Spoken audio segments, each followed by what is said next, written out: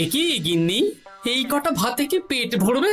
ও যা ভাত আছে না, ওটা বেড়াল ডিগোতে পারবে না। হ্যাঁ, আরে বাবা, আমি আর বেড়াল এক হলো? এই বাউলে খাও তো।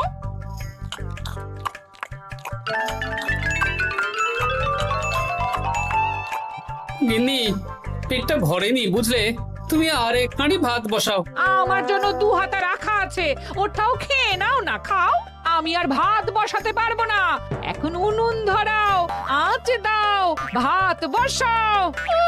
আহ, আরে তোমারটা তুমি খেয়ে নাও না। তুমি তো জানো আমার এইটুকু খাবার পোষায় না। তারপর তুমি আজকে ওই ওলের ঝোলটা যা বানিয়েছিলে না, আহা। খাই খাই খাই খাই করে আমার জীবনটাও খেয়ে ফেললে গো। আরে বাবা, ভগবান এই পেট দিয়েছে কিসের জন্য? এত খাটাখাটনি, সবকিছুই তো এর জন্য নাকি? হ্যাঁ,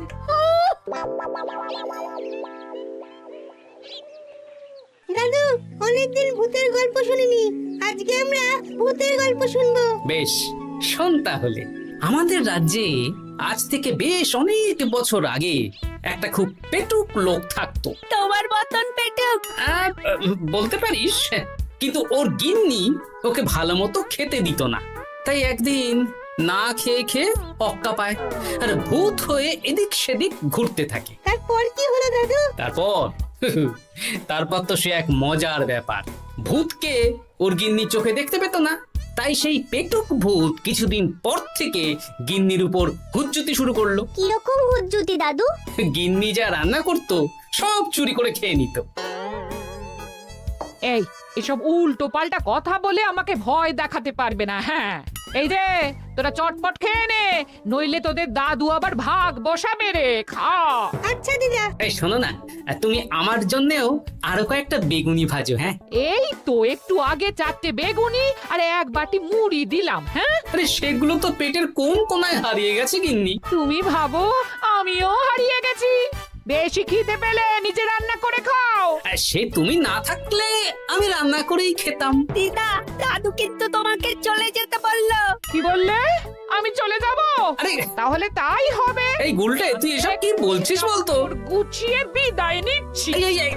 আরে আরে আরে, কোথায় চলে যেতে বললাম গিন্নি? হয়েছি আর না, আজকে আমি বাপের বাড়ি চলে যাব। হ্যাঁ, এই দেখো, আমি কোথায় চলে যেতে বললাম? তোমার মনের কথা আমি বুঝে গেছি। এই দেখো, থাকবো না এই পোড়ার মুখ সংসারে। যা। লক্ষ্মী সোনা রাগ করেছে। হাওয়া গরম আছে, চল এখান থেকে বেগুনি নিয়ে এখন কেটে পড়ি। এই সামান্য ব্যাপারে রাগ করার কি আছে বলো তো? এবার নিজের সংসার নিয়ে নিজে থাকো, সারাদিন শুধু খাই খাই আর খাই খাই। নাও এবার ঠেলা সামলাও। ভুল করেও আমাকে বাপের বাড়িতে ডাকতে যাবে না বলে দিচ্ছি। যদি যাও তাহলে আমার থেকে খারাপ কেউ হবে না, এই বলে দিলাম। ওগো, তুমি আমায় ছেড়ে চলে গেলে গো, এবার আমি কার কাছে বায়না করবো গো?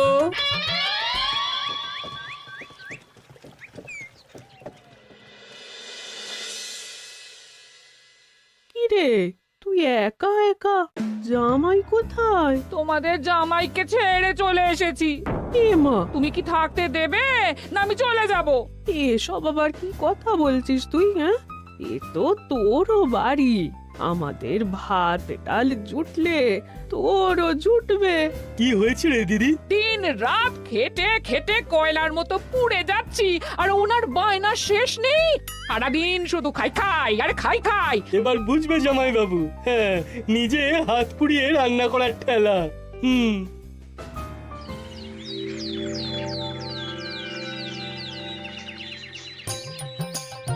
গোপাল দাদা, ও গোপাল দাদা, ও গোপাল দাদা, গোপাল দাদা, এ দরজা খোলো, মহারাজ ডাকছেন। এই রে, অনেক বেলা হয়ে গেল। আরে দরজাটা খোলো। যাচ্ছি যাচ্ছি। আরে আজকে তো গ্রামের সেচ প্রকল্প নিয়ে আলোচনা আছে, মহারাজ তাই তোমাকে ডাকছেন। মুখ হাত ধুয়ে যাচ্ছি।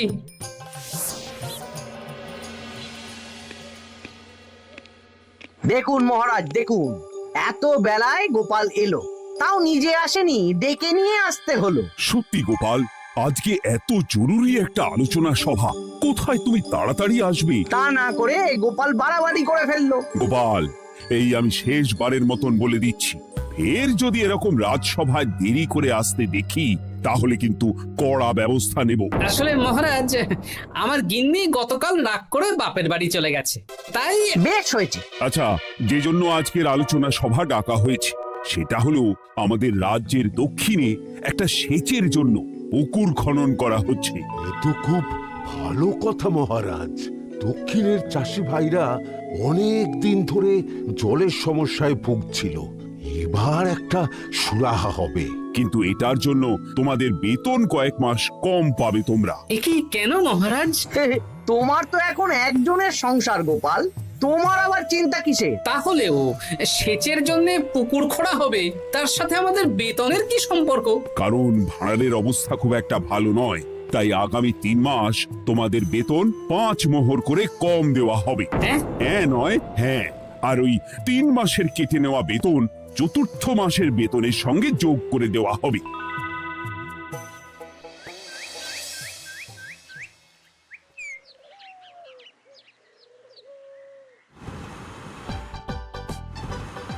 কি দাদু, এ তোমার চোখ মুখের কি অবস্থা?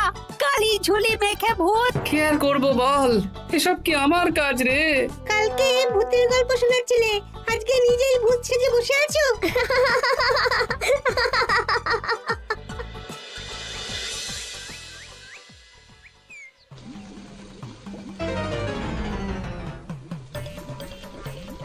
এই রে, ভাতগুলো পড়ে গেছে।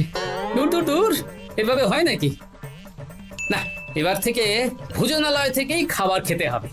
একার জন্য কে আবার রান্না করে? দূর দূর। কি গোপাল দাদা, তুমিও আমার মতন ভোজনালয়ে খাচ্ছ? আমার না হয় বাড়িতে রান্না করার কেউ নেই। আমারও নেই, যে ছিল সে ছেড়ে চলে গেছে। ভাই, আর একটু ভাত দেবে? গোপাল দাদা, ভাত আর হবে না গো, আরো কয়েকজন দৈনিক খদ্দের আসবে, তাদের জন্য রেখে দিয়েছি। তাহলে কি আর করা যাবে? একটু একটু ওই তরকারি একটা শাল পাতায় মুড়ে দে, বাড়িতে গিয়ে মুড়ি দিয়ে খাবো। আচ্ছা, তা দিচ্ছি। তুমি খাওয়া হয়ে গেলে হাত মুখ ধুয়ে নাও। আচ্ছা গোপাল দাদা, গিন্নিমা চলিয়ে গেল কেন? সে তোর গিন্নিমাকে গিয়ে জিজ্ঞেস কর। সে তো জিজ্ঞেস করতেই হবে, তোমার মতো একটা ভালো মানুষকে ছেড়ে চলিয়ে গেছে।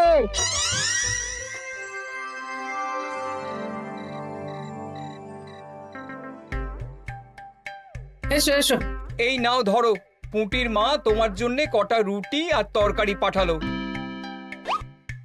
শুনলাম তুমি বাইরে ভোজনালয় খাচ্ছ। কি আর করবো বলো, একদিনই ঘর দুয়ারের একই অবস্থা করেছো গো গোপাল দাদা। ওই একার সংসার, এখন আমার কাজের মধ্যে 2, খাই আর শুই। তা গিন্নিমাকে খবর দাও। না না না, খবর দিলে আবার অশান্তি শুরু করবে, বরং তুমি গিয়ে বলো। বেশ, তাহলে কালকে আমি তোমার শ্বশুর বাড়ির দিকে সার কিনতে যাব, না হয় গিন্নিমাকে আমিই খবর দিয়ে দেবো।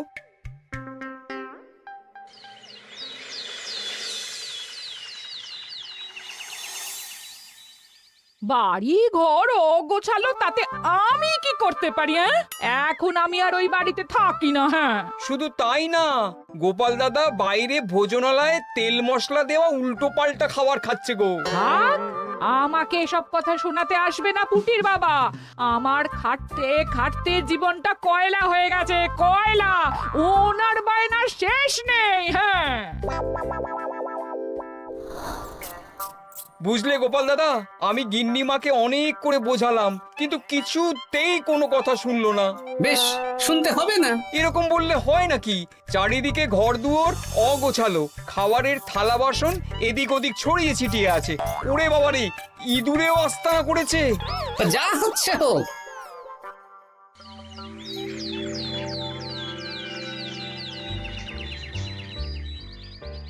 ভোলা, আটটা কচুরি দাও তো ঝটপট, খেয়ে রাজসভায় চলে যাব। এই নাও। ও গোপাল দাদা, শুনলাম নাকি গিন্নিমা বাড়ি ছেড়ে চলে গেছেন? হ্যাঁ, ঠিকই শুনেছো। তাই বাইরের খাবার খেয়ে কতদিন কাটাবে? এভাবে তো তোমার শরীর খারাপ করবে। ওই শরীরের নাম মহাশয়, যা সবে তাই সয়। রান্না বান্না করছো বাড়িতে? না, রান্না করার লোক নেই, আর আমার দ্বারা ওসব কালিঝুলি মাখাও সম্ভব না। দেখো গোপাল দাদা, এই রোজ রোজ বাইরের খাবার খাওয়া ভালো নয়। ভাবছি আরেকটা বিয়ে করব। হ্যাঁ, বলো কি? গিন্নিমা জানলে তো? জানলে জানুক, ও তো এখন আর আমার কেউ নয়। গোপাল দাদা আরেকটা বিয়ে করবে? না না না না না, গিন্নিমাকে বলতেই হবে ব্যাপারটা।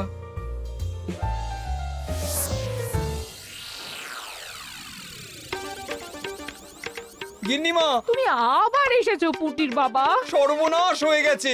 আবার কি সর্বনাশ? হ্যাঁ, বাড়ির চারিদিকে অগোছালো, ইঁদুর মশা মাছি ঘুরে বেড়াচ্ছে। আমি আর ওই বাড়িতে যাব না। গোপাল দাদাও সেই ব্যবস্থাই পাকাপাকি করতে চলেছে, আরেকটা বিয়ে করবে। কি বললে? জল জ্যান্ত বউ থাকতে আরেকটা বিয়ে? হ্যাঁ, আমি আজকেই যাব। ওর একদিন কি আমার একদিন? হ্যাঁ, আমি আজকেই যাব। এই দিদি, এক মুহূর্তে এরকম বদলে গেলি কেন? আবার আবার তো জামাইবাবু তোকে কাটাবে। তা বলে তোর জামাই বাবুটাই অন্য কারোর হয়ে যাবে? হ্যাঁ, আমি বেঁচে থাকতে আমি হতে দেব না। তাহলে দিদি আমিও যাব। ওই জামাইবাবু অতিরিক্ত খায়, জামাইবাবুর খাওয়া বন্ধ করতে হবে, বুঝলি? ঠিক আছে, চল তাহলে চল। ঠিক আছে, চলুন তাহলে। হ্যাঁ হ্যাঁ, তাই চলো। বুঝলি দিদি, আমার মাথায় একটা মতলব এসেছে। হ্যাঁ। কি মতলব শুনি?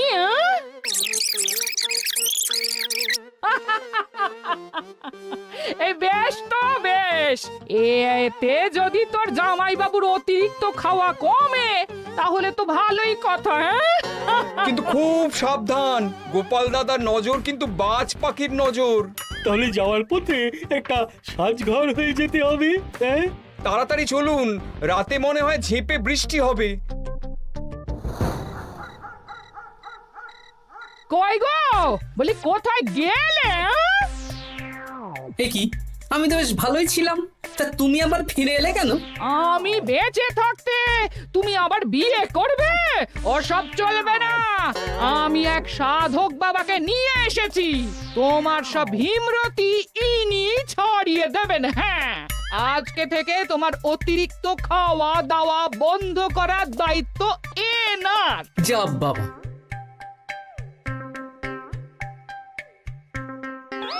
কি করেছো গো? হ্যাঁ, ঘর দুয়ার তো পুরো শ্মশান হয়ে গেছে গো। এখন আবার তোমার ঘর তুমি পরিষ্কার করো। সে করছি, তুমি যাও বাজার করে নিয়ে এসো।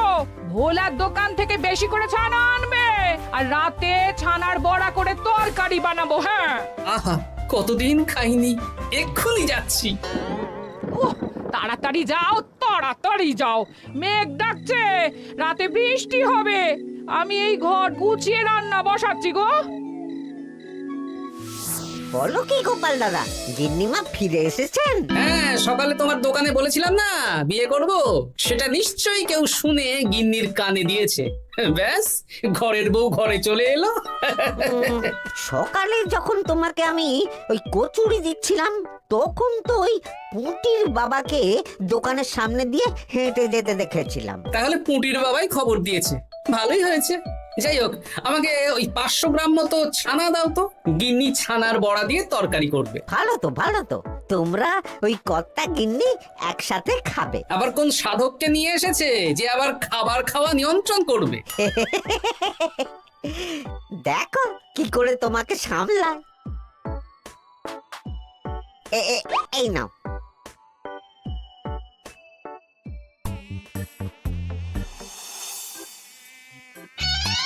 দেখি গিন্নি, আমার জন্য দুটো বড়া আর ওনার জন্য এতগুলো? বেশি খেলে তোমার চেহারা ঠিক হবে না বৎস, তোমাকে রোগা হতে হবে, তাই কম খেতে হবে, বুঝলে? ঠিক আছে, আপনাকে আমি মজা দেখাচ্ছি।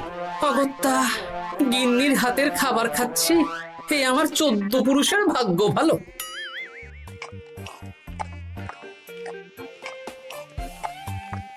বাবা, আপনাকে আরেকটু তরকারি দিই বাবা? দে মা, দে। আমাকে দাও। একদম না, বলেছি না তোকে রোগা হতে হবে। হ্যাঁ, কি মশা রে তোদের বাড়িতে। আরে রে নকল গুফ, মশা যাওয়ার আগে আপনাকে আমি তাড়াবো। এই কদিন চারদিকে সব ছড়িয়ে ছিটিয়ে নোংরা করেছে, মশা মাছি এত তাড়াতাড়ি যাবে না। হ্যাঁ, আমার খাওয়া হয়ে গেছে, আমি উঠলাম। আপনি ভালো করে খান কেমন?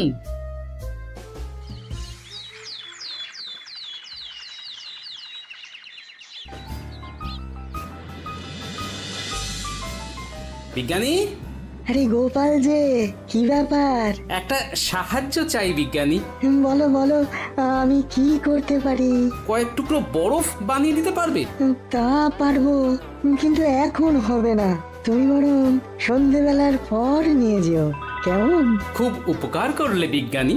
আমি ওটা বিশেষ মোড়কে তোমায় দেব, যাতে গলে না যায়। ধন্যবাদ বিজ্ঞানী, এখন তাহলে আসি।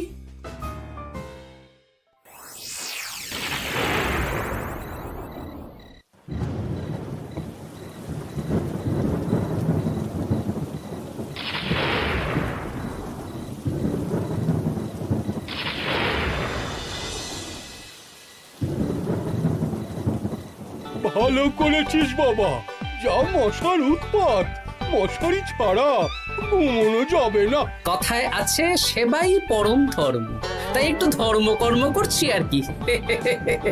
আপনি ঘুমিয়ে পড়ুন, আমরা ওই ঘরে গেলাম। হ্যাঁ,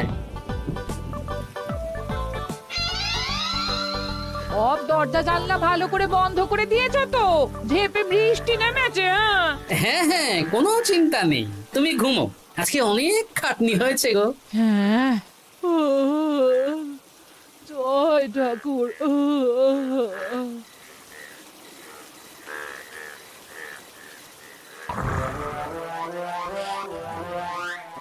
এই তো গিন্নিও ঘুমিয়েছে, এবার আসল কাজ শুরু হবে।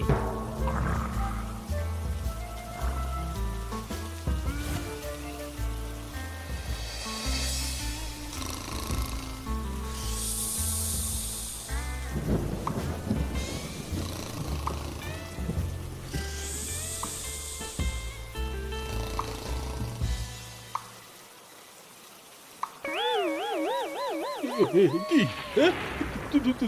জল পড়ছে কেন? চাল ফুটো হয়ে গেল নাকি? এত রাতে দিদিকে ডাকা ঠিক হবে না। আরে আরে কি মুশকিল, এখনই জল পড়ছে। আরে দূর দূর।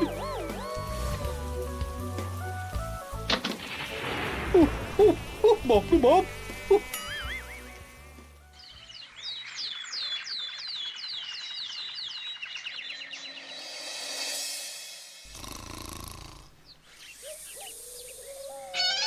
সুপ্রভাত। প্রভাত আর শু নেই। কেন? সারা রাত প্রথমে ভিজেছি, তারপরে মশার কামড় খেয়েছি। ভিজেছেন কেন? কি রাতে চাল ফুটো হয়ে জল পড়ছিল, খুব ঠান্ডা লেগেছে। একটু একটু মধু আর তুলসী পাতা দে, একটু খাই। এই দিচ্ছি বাবা। এ হতেই পারে না, কদিন আগেই তো চাল সারিয়েছি। ঘরের মধ্যে তাহলে জল এলো কি করে? ঠিক যেভাবে আপনার নাকের নিচে নকল গোঁফ এসেছে শ্যালক বাবু, ঠিক সেইভাবেই। এই রে, হয়ে গেল। দাড়িটাও তো নকল। না মানে আমি বুঝিয়ে বলছি গোপাল, তুমি তো একটু বেশি করে খাও, তাই আমি ভেবেছিলাম ওই তোমার যাতে খাওয়াটা একটু কমে, তাহলে আমার দিদির খাটনিটা একটু কমবে। খাটনি কমাতে তো আপনি আসেননি, উল্টে আপনি নিজের ছলে বলে খাচ্ছিলেন। অতিথি হিসেবে এলে নিশ্চয়ই খাওয়াতাম, কিন্তু এটা আপনি ঠিক করেননি। ওগো, ও তো আমার ভালোর জন্যই করেছে। তুমি আমার বিবাহিত স্ত্রী, ও এখন তৃতীয় ব্যক্তি, তুমি ওর কথা কেন শুনবে? হ্যাঁ, প্রথমে বাচ্চাগুলো মস্করা করলো, সেই শুনে তুমি চলে গেলে। হ্যাঁ, ওরা তৃতীয় ব্যক্তি, ওদের কথায় কান দিলে। তারপর পুঁটির বাবার কথা শুনে বিশ্বাস করলে আমি সত্যিই বিয়ে করছি। হ্যাঁ, সেই জন্যেই তো চলে এলাম। হ্যাঁ, এখানে পুঁটির বাবাও তৃতীয় ব্যক্তি, আর তারপর শ্যালক বাবুর কথায় আমাকে কম খেতে দিচ্ছ, আর উনিও তৃতীয় ব্যক্তি। ইয়ে, না মানে? হ্যাঁ মানে না মানে কিছু না। যখনই সংসারে স্বামী স্ত্রীর মাঝে তৃতীয় ব্যক্তি প্রবেশ করবে তখনই অশান্তি হবে। নিজেদের সমস্যা আমরা নিজেরাই ঠিক করে নেব।